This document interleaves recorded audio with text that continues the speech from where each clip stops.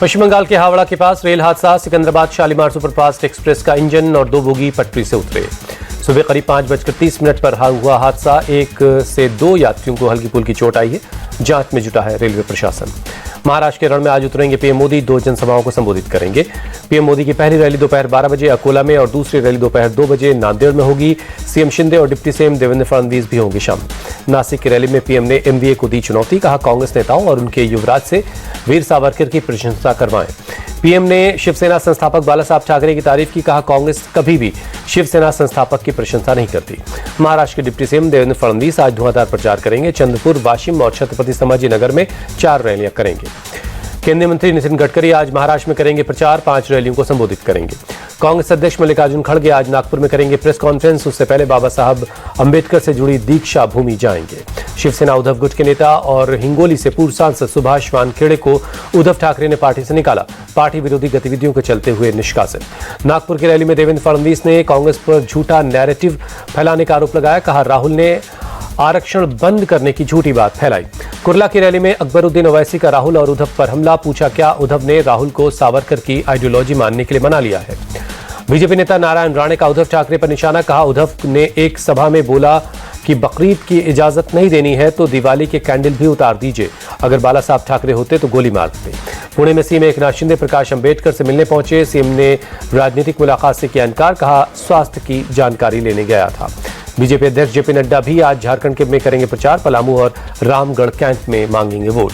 झारखंड के सिमडेगा से बीजेपी पर जमकर बरसे राहुल गांधी। कहा, हम संविधान बचाने के लिए लड़ाई लड़ रहे हैं। असम के सीएम हिमंता बिस्वा शर्मा का अटैक। कहा, राहुल गांधी की हिंदू समाज को बांटने की साजिश, ऐसा तो अंग्रेजों ने भी नहीं किया।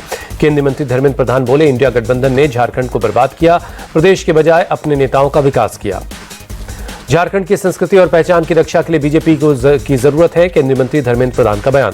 सीएम मोहन यादव ने झारखंड के लातेहार में की रैली। कहा, सबका साथ सबका नारा नारा नहीं बल्कि एक विजन है। सीएम मोहन यादव बोले, सोरेन सरकार ने रांची को कराची बना दिया, हिंदुओं पर हो रहा अत्याचार।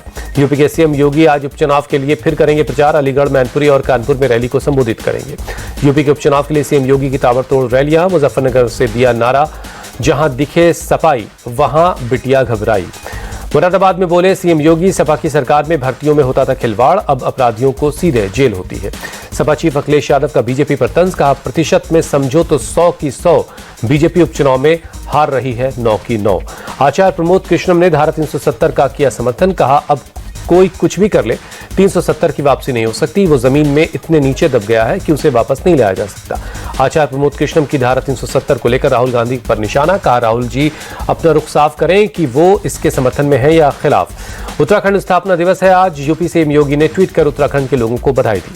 हिमाचल प्रदेश में समोसा विवाद के बीच पूर्व सीएम जयराम ठाकुर ने कार्यकर्ताओं के साथ समोसा पार्टी की। कहा, राज्य सरकार के फैसले का देश भर में मजाक उड़ाया जा रहा है। यूपी महिला आयोग ने महिलाओं की सुरक्षा के लिए कुछ प्रस्ताव राज्य सरकार के पास भेजे। पुरुष दर्जी अब महिलाओं के कपड़े की माप नहीं ले सकते। यूपी महिला आयोग का जिम और योग सेंटर को लेकर भी फरमान। अब जिम और योगा सेंटर में महिला ट्रेनर रखनी जरूरी होगी, जिसकी सीसीटीवी से निगरानी होगी।